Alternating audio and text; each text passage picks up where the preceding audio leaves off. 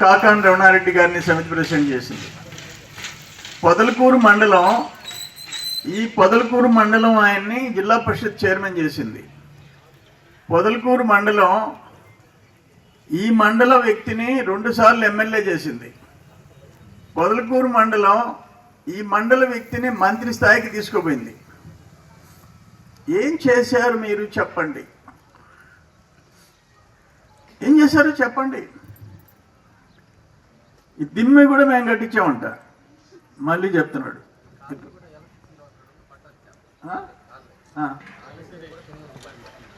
ఈ కాలనీకి కూడా పట్టాలు ఇచ్చింది మనమేనంటే, పేరు వాళ్ళు పెట్టుకున్నారంట.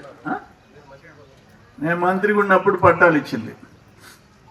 నేను అడుగుతుండా, ఒక 10 రోజుల క్రితం చేజల మండలం తిరుపతి నాయుడుపల్లి మనవాళ్ళు నిమ్మ చెట్లు, మామిడి చెట్లు ఎండిపోతున్నాయి, పశువులకు నీళ్లు లేవు, చెరువుల్లో కొద్దిగా నీళ్లు పెట్టుకుంటాం అన్నారు.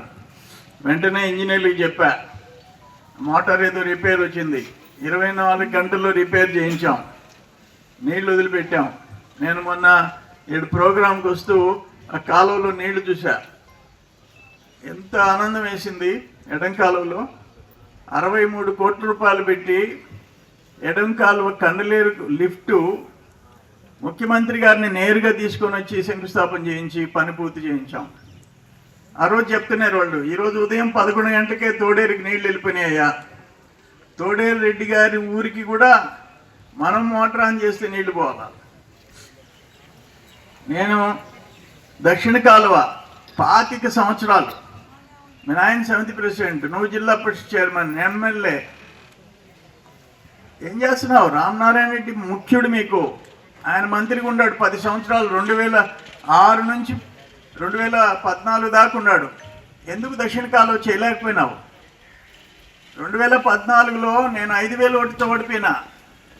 ఆ 5,000 పొదలకూరులో మైనస్ వచ్చినాయి. పొదలకూరులో వచ్చిన తక్కువ ఓటుతో ఓడిపోయినా.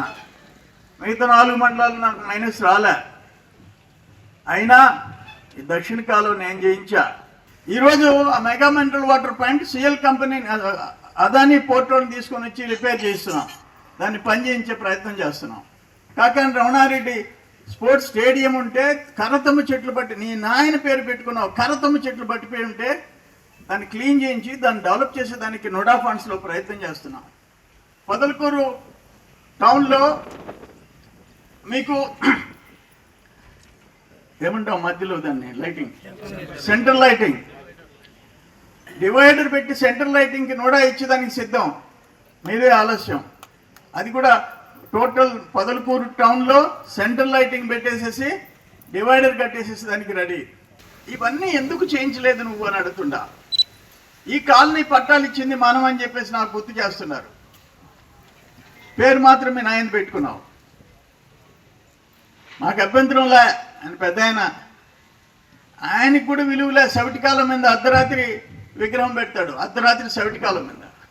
ఒక గౌరవంగా ఒక పర్మిషన్ తెచ్చుకొని ఒక విగ్రహం పెట్టి 10 మందిని పిలుచుకొని చేసుకుంటే, అక్కడ బురదలో ఇరుక్కోబోతుంటే వర్షాలు పడినప్పుడు మొత్తం సిమెంట్ ఫ్లోరింగ్ చేయించా.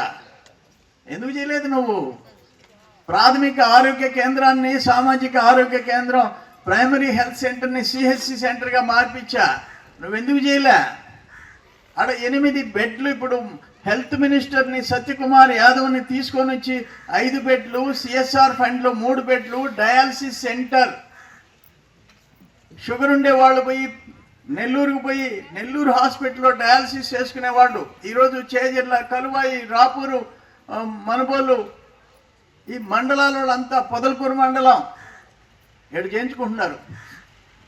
దానికి మళ్ళీ ఇప్పుడు 2 కోట్ల రూపాయలు ఇంకో బిల్డింగ్ శాంక్షన్ చేస్తుండా, 15 డయాలసిస్ బెడ్ల కింద మార్పించడానికి ప్రయత్నం చేస్తుండా.